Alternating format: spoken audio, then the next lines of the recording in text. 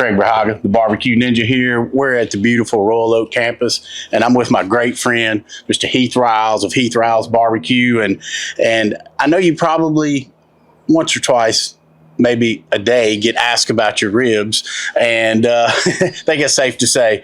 And just curious, and what we're looking for here is, man, how do you do it? You're layering of flavors. I've heard you talk about that, and just curious in how you make that work and come to that final product. Well, you know, Craig, just to talk a little bit about the process of ribs, you know, there's kind of a science to all the cooking, right? A lot of things can affect it, but some of the things that we can control is flavors, right? And so with our garlic jalapeno rub, we kind of start with a base layer of salt, pepper, garlic, onion powder, and it has a little bit of jalapeno powder in there just for a little bit of back end heat.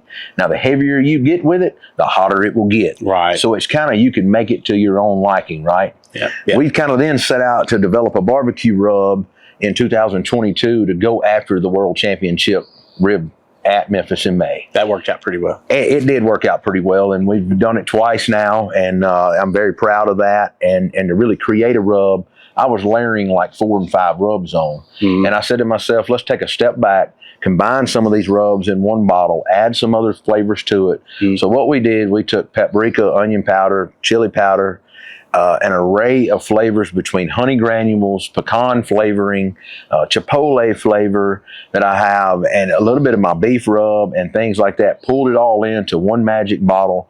And now when you layer it with that garlic jalapeno rub and the competition rub on top, it just creates a flavor explosion. Right. Now, do you go a little bit lighter with the garlic jalapeno there in the beginning, and a little heavier? About a medium coat of both is what I like myself personally. And now, does that garlic jalapeno give you that finishing heat? You know, you like that sweet, and then it gives you the back end heat, but it also, looking at both our sauces here, we have a sweet sauce and a competition style sauce. Mm-hmm. The competition style sauce is started out as like a vinegar version, almost as a pure comp sauce. We've used it on chicken just straight out of the bottle, use it on ribs straight out of the bottle. But I found mixing it with my thicker sweet sauce and then kind of cutting it with my cherry apple habanero glaze. That's just one of the glazes that I've used. In 2022, I used only apple glaze. In 2024, when I was fortunate enough to win again, we used apple and a little bit of the cherry glaze.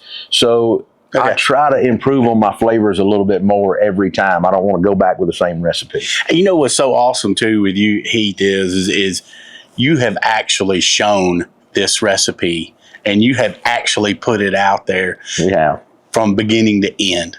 It's nothing you've kept to the vest. There's no hidden secrets in barbecue. I tell everybody, you have to cook it at the end of the day. It's left up to you. So I can give you my recipe, but you have to execute it. And a lot of people cut corners. And cooking in your backyard, there's nothing wrong with that. Yeah. But I have to nail, 3 judges on site, 4 in the blind have to agree before even we make finals. And if you make finals, 4 more come back. Yeah. So you have to make 11 judges basically agree that your food is great, right? Yeah. And so with all that being said, all of them agreeing on that, you know, you really want to put forth the best efforts you can into making a slab of ribs. But at home, you really don't have to do all that. The really key part to a slab of ribs at home is, you know, picking out a good meaty slab, right, at the grocery store, coming back, and I always like to take and trim some of this flap meat right here. Right. Just kind of off and start with that. And you can see how it tethers out right there. Well, I'm always going to come down here and cut one little end off to kind of square that rib up, right? Right. Now, this kind of fat right here, a lot of that is going to render, but some of that thick fat is not. So picking that rib up and just getting some of that off, and you can see that's a little bit extra of that flap meat. Right. And it's good to get all that, you know, one kind of uniform size all the way down so it cooks well, and now that I've got that rib, you can kind of see down here, I'm going to peel a little bit more of that heavy fat off because it's not going to render either. This rib's already been skinned. It's got a little bit of fat on it, but I still need to square it up. So coming in right here and just cutting the edge off to square that up.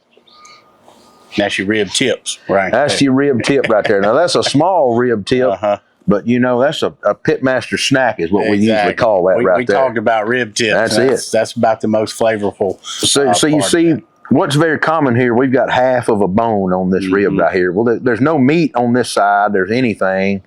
And you can choose to leave that if you want to, but I really think when you go to wrap that in foil, it's going to cut the foil and pierce the foil. Yeah. So I want to take that one little sharp bone off, and you can throw that in your Pitmaster snack pile, throw it on the grill as with your rib tips, and cook it off.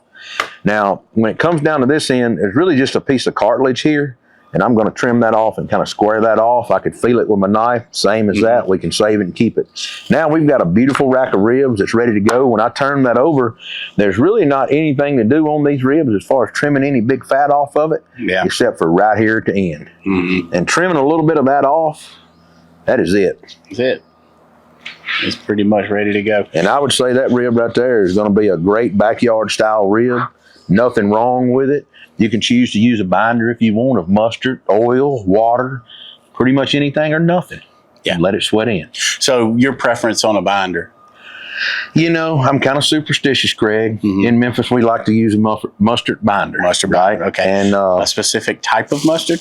You know, no, not really. I don't know what it is. I've had a lot of people ask me, and you can't pick the vinegar or the mustard taste out, but I'm sure you've heard of your years on the barbecue circuit. Why do you put mustard on that product? Well, I don't know why, but it's just a Memphis thing is what I like to tell people. Yeah, and I'm superstitious, and it's worked well for me throughout my career, so I'm not going to change. No, definitely don't. And I mean, me personally, I don't use any. You know, it's just, I go straight to that rib, right on the meat with the rub. But that's just the way I've always done it.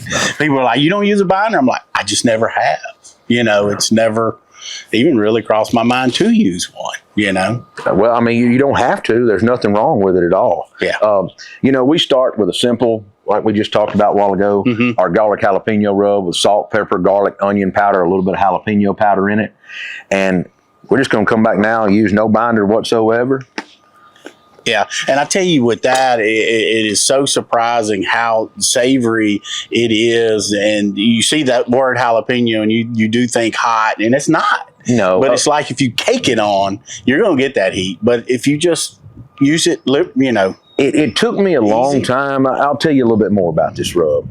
And so the jalapeno powder can really be overbearing. And you have to mix oil in with the jalapeno powder with the rub, a liquid oil. And then tumble it to dry so the jalapeno powder sticks to the other particles in the rub here, the other spices. Right. If you don't do that, when you flip the top, all you smell is jalapeno powder, and me and you'd be standing here sneezing. Yeah, and probably rubbing our eyes. So I did learn that out of the gate, that you have to be careful with jalapeno powder. But once I found my ratio, I really don't want to give that secret away on camera. Oh, yeah. We'll talk later. It's not hard. I'll say that. You know, but once you find your ratio, you're really just looking for a good undertone of heat. And so the more heavy-handed, like we said a while ago, you can get hotter. And so a good medium coat, you know you're going to get a little bit of back-end heat, but that back-end heat from jalapeno and white pepper and the black pepper, it goes away after about 5 seconds. Yeah. Well, let's see how heavy you go on this thing. I like to see it now. Yeah. So to me, that is a good medium coat right here of good garlic jalapeno rub. Now I'm going to come back with this competition style rub right here. Now you came out with that competition style rub, and when I tried it, it does have a little back heat in it too. Just a little bit. Yeah. You wanted a good savory heat, right? Everybody likes a sweet heat. Is what we like to say in the South. Right. And I don't know anywhere else you go that people don't want that. You want the sweetness on your lips and that heat on the back end. And you don't want the sweetness or the heat to linger around no more than 5 to 10 seconds. Right. You want it to kind of leave you, and you want to taste the meat after that when you get to chewing the pork, right? Right. Let's see. So just a little heavier with that, not much. Just enough to cover it up, right? And that's got great color too. And so when you do that, I kind of just pat it in. I'm not one that rubs. And once I get it all patted in, kind of in between the bones and all like that, some of it's going to fall off, right? But it don't matter, because you can see the back of that rib. Not very much fell off at all. Now we're just going to come back here and repeat that process right on top. And this is just such a solid and easy for the backyard griller to pull off. I mean, and cook a rib similar to what you do. That's the beauty of it. Well, in 2024, we had no clue that we were gonna go to Memphis in May and actually even final again, yet let alone win first place rib again. So I told my team, look, I want to document the whole process. I'm going to give away the whole recipe. I showed everything on camera all the way through. Clean up to me winning, and I did not have a clue I was going to win when I started, right? And so to be able to give that type of recipe away and share it with the public, they deserve to eat a flavor like this. Because I guarantee most people has not had a rib with this kind of flavor before. The garlic jalapeno definitely makes it unique. I will admit that and tell you that. It brings something to that rib that I haven't had anywhere else. Well, when it's comboed with a little bit of flavors that goes on in the barbecue sauce, right? We've got honey, we've got molasses, we've got red pepper flakes, we've got vinegar, we've got citrus pop, excuse me. And so when you have all of those flavors going on, and then we turn around and we add a little bit of cherry apple flavoring to it, you get a little bit of tartness from that apple, but you get that sweetness from that cherry. And you really can't pick the cherry out when it's on top of the flavors in these two rubs right here when it combines with the jalapeno, the pecan flavoring, the honey flavor, the chipotle flavor. Everything just kind of marries in your mouth for a fusion of flavors. Right. Well, let's, I tell you what, let's put, we're going to put this kind of on the cool side of this grill. All right. Let's just throw it on there. Damn. We get it on this grill, swip these out, and switch them out and get some more glazed up, right? Yep. Oh, yeah, it's perfect. This is dual zone here. We've got the fire over here on this side, and we've got the cool side over here. So, Craig, what did you fire the grill up with this morning? Man, we got the roll oak lump charcoal on here. I've had 3 or 4 tumbleweeds in there, and just lit it with that flame saber and let her eat. Let her eat. Well, you've got it set. Temperature's going to get locked in. Try to run this grill around, 300 degrees, 275, 300. Yep. I mean, rolling with a little bit more direct heat is not going to hurt anything, or I say direct, that offset on this cooker. You really don't want to be right over the coals. Exactly. Until we about get that rib finished and then getting a little bit of that backyard char. That's the real flavor that I like. That's what I like too, obviously. Yeah. Well, the ribs that we have over here have been wrapped. They've been steamed in this, and they've been taken out. So now, what are you going to do with it? All we have to do is take some sauce, and we just mix this sauce up. And so these ribs are over here on the Primo grill, over this roll-up lump charcoal. Let's go over here, open it up, take a look at them, and sauce them up. Feel like it's Christmas.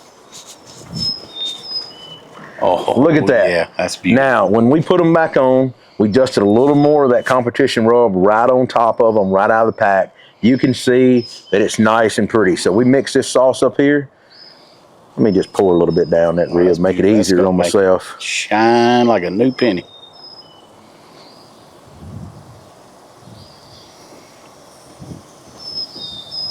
Oh, yeah. And I guess it's a lot of that glaze in there. Plus it's just the shine is unreal. I'm trying to really. It's the sugars in that fruit glaze, and the fruit just gives it a kiss of heat. And you can see here, you're right, the shine, that when the light hits it, it's getting a little bit of that char flavor now from that sauce. Those are going to be some awesome tasting ribs. Yeah. I mean, and they were cooked really good. The bone pull back right here. I know that rib's going to be tender, juicy, and just what we want. Let's get that grill lid shut. Let these finish off right here. Now, one thing you can do right here, and sometimes in competition, what I do, you can take some of your dry rub, kind of put in a spice grinder or a thumb grinder with a little more pepper or salt, depending on what you want, and kind of dust on top of that rib to get that flavor pop. You can choose to do it now or after you pull it out. Because let's face it, salt is what wakes food up. Exactly. And depending on how you apply salt is depending on how it's going to hit you in your mouth. Exactly. So, man, I can't wait. All right, Craig, it's been about 5 minutes. Our ribs are done, glazed up. Wow. Whoa, look at that. Yeah. Let's go in here. Yeah, that's, I would say that's what you're looking for. I mean, it's obvious, and you can see the rub in there through the glaze of those ribs. And I mean, that's My mouth's watering. I'm trying to talk and keep. Let's get over here and cut it. Let's get Yeah, this grill lid let's shut. get this going.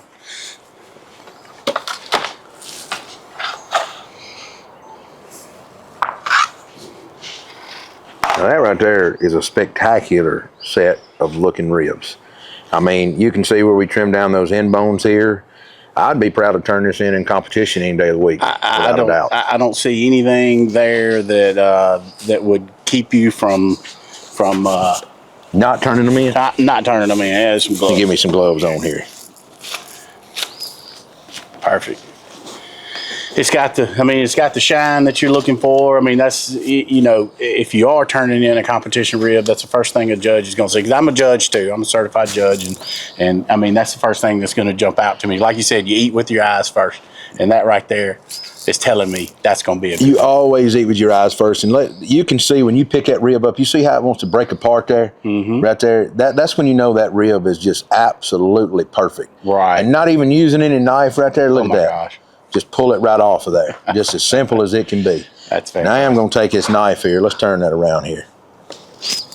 Why don't you try that rib bone there? Tell me what you think. I don't want to cry on camera.